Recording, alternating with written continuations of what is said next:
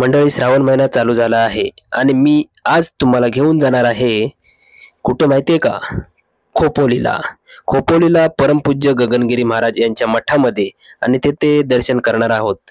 आणि आजूबाजूचा परिसर तसेच गुफा सुद्धा आहे तिथे, ती सुद्धा तुम्हाला दाखवणार आहे. आणि समोर ही नदी सुद्धा दिसत आहे.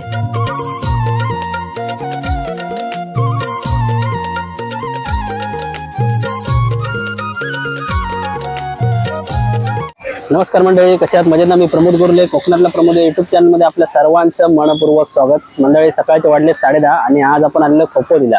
गगनगिरी महाराजांचा मठ आहे, तिथे आज आपण जाणार आहोत. तर चला जाऊया, आपण आपल्याला जेवढं दाखवता येईल तेवढं दाखवण्याचा प्रयत्न करूया. चला. मी सकाळी 7:54च्या लोकलने निघालो आणि 10 वाजता खोपोलीला उतरलो. खोपोलीला उतरल्यानंतर आम्ही गगनगिरी महाराजांच्या मठामध्ये जाण्यासाठी चालत निघालो. आम्हाला चालत जाण्यासाठी 15 ते 20 मिनिटं लागली. तुम्ही रिक्षाने सुद्धा जाऊ शकता. रिक्षाने जर गेलात तर 5 मिनिटे लागतात. मुंबईपासून खोपोली हे अंतर जवळजवळ 80 ते 90 किलोमीटर असेल. समोर डोंगरातून कोसळणारे धबधबे किती अप्रतिम आणि सुंदर दिसत आहेत. तर मंडळी, गगनगिरी महाराज मठामध्ये जाताना आपल्याला इथे एक तळ लागतं. हे बघा, समोर बघू शकता तळ दिसतंय. हर्ष आणि ही प्रिया. हॅलो बोल, हॅलो बोल. ही आपली मंडळी आहे तिकडे. इकडे बघा, समोर दिसत आहे. इथूनच आपल्याला आतमध्ये जायचं, एंट्री करायची आहे. पण इथे लाईन खूप आहे आणि आता आपण लाईनीमध्ये राहणार आहोत. तिकडे लाईन आहे. मठात प्रवेश करताच वातावरण इतके छान होते. मठ खूप स्वच्छ, सुंदर आणि शांत आहे. तिथे सगळे अगदी शिस्तबद्ध आहेत. आत आल्यावर आम्ही सगळे दर्शनाला गेलो आणि श्रावण महिना चालू झाला होता, त्यामुळे तिथे गर्दी खूप होती. गर्दी असून सुद्धा किती शांतता होती. गगनगिरी महाराजांचे मूळ नाव श्रीपाद गणपतराव पाटणकर हे आहेत. त्यांचा जन्म सातारा जिल्ह्यातील पाटण तालुक्यात असलेले मंदुरे या गावी 1906 मध्ये झाला. लहानपणापासूनच त्यांना ईश्वर प्राप्तीची ओढ होती. त्यांनी पायी भारत भ्रमण सुरू केले. काश्मीर, लडाख येथील हिमालयातून ते सिंधू नदीच्या खोऱ्यातून भ्रमण करीत करीत हिमाचल प्रदेश ओलांडून बद्रीनाथला आले. नंतर त्यांनी सर्व भारतभर एकट्यानेच फिरण्याचे ठरवले आणि त्याचप्रमाणे त्यांनी प्रवास सुरू केला. लोक त्यांना स्वामी किंवा महाराज या नावांनी ओळखू लागले. गगनगिरी महाराजांचे भक्त व अनुयायी महाराष्ट्रातच काय तर आंध्र प्रदेश, मध्य प्रदेश, गुजरात, कर्नाटक अशा अनेक राज्यांमध्ये पसरलेले आहेत. मी जे काही सांगितले आहे किंवा ही माहिती दिली आहे याच्यामध्ये काही चूक भूल झाली असेल तर माफ करा. गगनगिरी महाराजांच्या खोपोली आश्रमात अनेक धार्मिक विधी साजरे केले जातात. गुरुपौर्णिमेला लाखो भाविक खोपोली येथे येतात. दत्त जयंती उत्सव हा खोपोली व गगनगड आश्रमात मोठ्या उत्सवात पार पडतो. स्वामी गगनगिरी महाराज हे दत्तावतारी संत मानले जातात.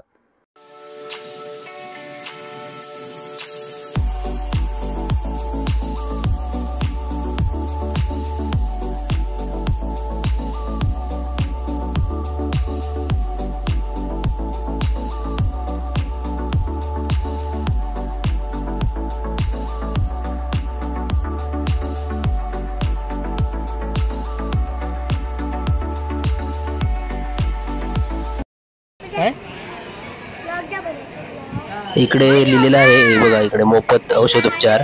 तुम्ही इकडे येऊन औषधोपचार वगैरे घेऊ शकता मोफत. चौकशी करा आणि नंतर या इकडे.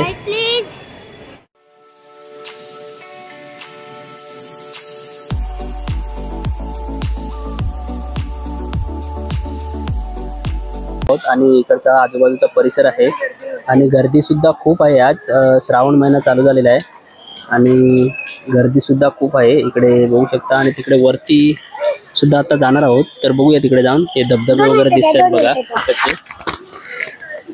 आणि तिकडे साईडला बघू शकता धबधबा आहे. चला पुढे चला. हा काका, हा शिवाजी मामा, ही मम्मी, ती माझी मम्मी, ही दीदी. सांग लवकर. आणि व्हिडिओ बनवतात ते माझे पप्पा, मी माझी बहीण. इथं आहे माकड, काहीतरी खातोय. हे आहे माकड. अजून किती आहेत? काय बोलतात? ह्यांना इंग्लिश मध्ये मंकी बोलतात. एका माकडाने त्याचा पिल्लू घेतला खुशीच.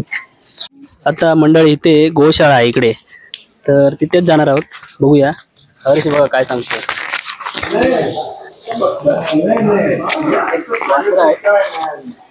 हे वासर आहे. गाई इकडे मोठ्या गाई नाही आहेत, गोशाळा छोटे आहेत वासरं. बघा बरेचसे वासरं आहेत. सुंदर असे धबधबे दिसत आहेत. बघा तर मंडळी इथे एक मंदिर आहे छोटस, समोर आपल्याला दिसतंय. गुफेमध्ये जाण्याच्या पूर्वी एक छोटं मंदिर लागतं आणि गर्दी तुम्ही बघू शकता किती आहे ती. आता इथे दर्शन घेऊया आणि नंतर मग पुढे वरती जाऊन येऊया. तर मंडळी असं इकडे बोर्ड लावलेला आहे, मोबाईल वापरण्यास बंदी आहे. तर आपण आता आतमध्ये मोबाईल वगैरे मधले यूज नको करूया, फोटो वगैरे नको काढूया, इथूनच बघूया, इथूनच दर्शन घ्या. मंडळी आता गुफेमध्ये जाण्यासाठी रस्ता बंद केला आहे, म्हणजे पाऊस आहे त्यामुळे तिकडे महिनाभर बंद ठेवलं असं बोलतात आहे. तर आता आपण तिकडे आपल्याला जाता येणार नाहीये. तर बघूया इकडचा आजूबाजूचा परिसर, आता इकडचंच बघणार आहोत. वरती काय जायला अलाउड नाही त्यामुळे आता वरती जाता येणार नाही आपल्याला. तर इकडे बघू शकता समोर सुंदर अशा प्रतिमा आहेत बनवल्या. बाहेरूनच बघूया, आतमध्ये अलाउड नाहीये. हे बघा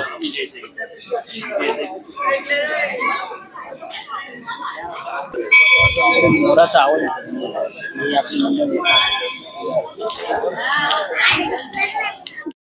मंडळी आता आपण आलेलो आहोत, हेलिकॉप्टर उतरतात तिथे. हे इकडे समोर बघू शकता, इथे हेलिकॉप्टर उतरायची जागा आहे आणि इकडचा आजूबाजूचा परिसर सुद्धा सुंदर दिसत आहे.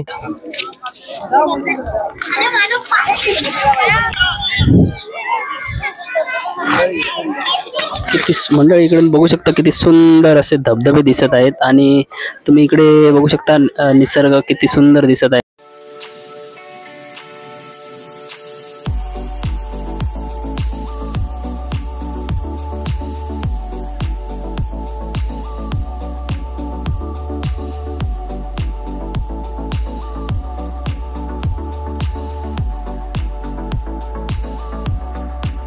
बोल कसं वाटतं इकडे आल्यावर?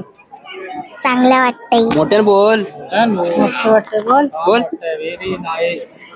काय रे, कसं वाटतंय? मस्त वाटतंय. आम्ही 1 वाजता प्रसादाला गेलो. प्रसाद खाऊन झाल्यानंतर एक गोष्ट मला आवडली, ती म्हणजे प्रसाद खाल्लेलं ताट आपण स्वतःचं ताट स्वतः स्वच्छ धुवून द्यायचं होतं. आणि ते ताट धुवून देण्यासाठी जी किशी वापरली होती ती नारळाची किशी होती. त्या नारळाच्या किशीने ते स्वच्छ ताट धुवायचं होतं आणि जर धुतलं नसेल स्वच्छ तर ते पुन्हा धुवायला सांगत होते. असं तिथे एक वेगळी पद्धत होती. मंडळी आता आमचं झालेलं आहे इकडं फिरून वगैरे, आणि तुम्ही सुद्धा कधीतरी या इकडे भेट. तर मंडळी इथे सुद्धा आपलं दर्शन झालेलं आहे. वीरेश्वर मंदिर आहे इथे. इकडे बघा. अरे दुसऱ्याची कोणी चित्री घेतली इकडे बघा.